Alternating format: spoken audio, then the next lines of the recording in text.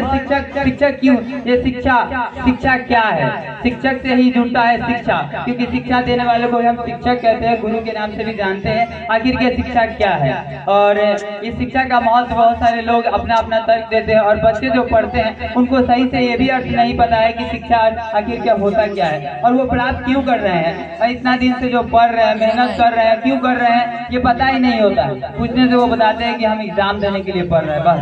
बस शिक्षा का मतलब एग्जाम देना नहीं होता है, बल्कि जानकारी प्राप्त करना होता है। शिक्षा का अगर सही मायने में हम बताएं तो ये जानकारी प्राप्त करना होता है। मान लीजिए जो बच्चा को क ख ग नहीं आता है, उसको क ख ग सिखाया जाता है तो वो जानकारी प्राप्त किया। जिसको कोई देश के बारे में, राज्य के बारे में या कोई समाज के बारे में पता नहीं है और उसको हम बताते हैं उस समाज के, राज्य, देश के बारे में, तो उसको जानकारी प्राप्त होती है, उसी को हम शिक्षा कहते हैं। तो शिक्षा का अर्थ होता है जानकारी प्राप्त करना, बल्कि और जानकारी प्राप्त करने से जीवन आसान हो जाता है, जीना आसान हो जाता है, हम सफलता जल्दी प्राप्त कर सकते हैं। क्योंकि आपके पास जानकारी ज्यादा है तो आप जल्दी उस काम को कर सकते हैं। आपके पास जानकारी नहीं है, जैसे में आप मान लीजिए कहीं जा रहे हैं, आपको उस जगह का पता है, वहाँ पे रास्ता आपको पता नहीं है, पहली बार जा रहे हैं, तो आपको जाने में बहुत संघर्ष करना पड़ेगा, कहीं कहीं पूछताछ करना पड़ेगा, गूगल पे मैप से देखना पड़ेगा आपको कि कहाँ है वो जगह, और बहुत जगह में पूछिएगा, लेट लगेगा जाने में। लेकिन जिसको देखा हुआ है, पूरा जानता है उस जगह को, वो तुरंत पहुँच जाएगा,